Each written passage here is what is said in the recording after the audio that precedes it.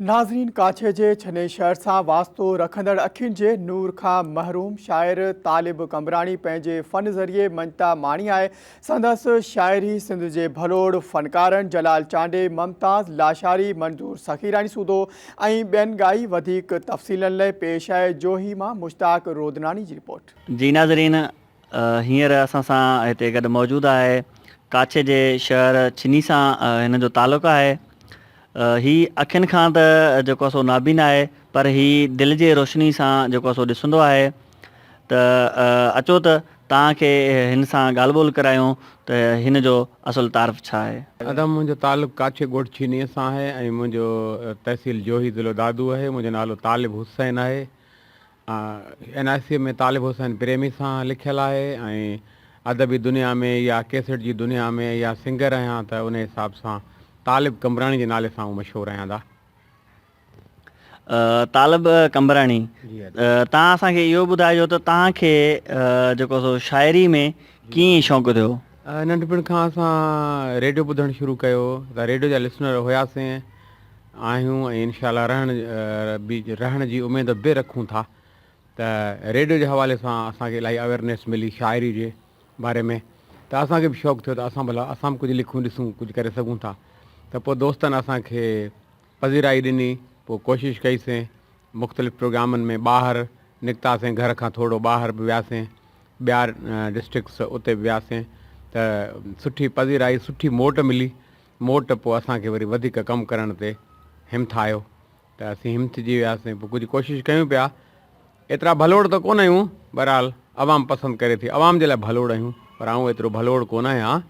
जहिड़ो हाल आहे बसि कोशिशि करे रहियो आहियां।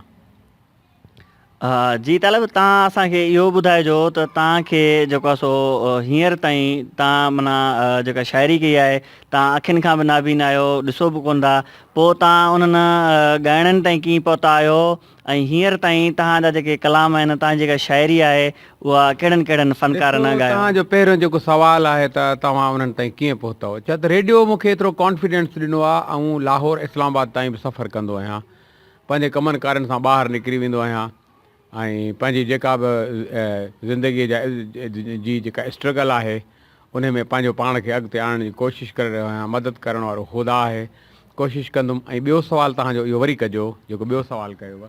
हा, मुंहिंजो ॿियो सुवालु इहो ई हुयो त तव्हांजो जेको हीअ तव्हांजी जेका शाइरी आहे, तव्हांजा जेके कलाम आहिनि, उहो ॻाइणनि ताईं तव्हां माना कीअं पहुता आहियो ऐं पहिरियों कलाम तव्हांजो कहिड़ो आहे। तव्हांखे ॾेई चुकुसि। पहिरियों जलाल चांडियो ॻायो हो, मूंखे तोखां जुदा कयूं, तोखे मूं खां जुदा कयूं, उहो जलाल साहिबु ॻायो हो। उन खां इहा त हाणे असल में जेका शइ आहे इहा अदबी त कोन्हे, पर आवाम में ॾाढी मक़बूल वई। मार्केट में जेका आहे कैसेट मार्केट आहे जिते आवाम पसंदि करे थी, त उते उन दौर में ॾाढो सुठो कामयाबु रहियो आवाम जे हिसाब सां। निठ कहर बि किरंदुनि जानी, मुंहिंजी ज़हर कयूं ज़िंदगानी, मूंखे तोखां जुदा कयूं, तोखे मूं खां जुदा कयूं, मूंखे तोखां जुदा कयूं, तोखे मूं खां जुदा कयूं।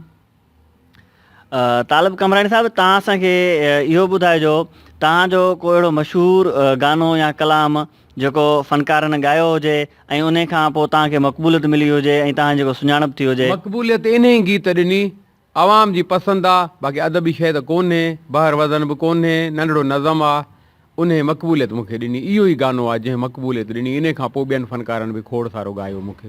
कैमरा टीम सां गॾु मुश्ताक रोदनानी, धरती TV न्यूज़ जोही।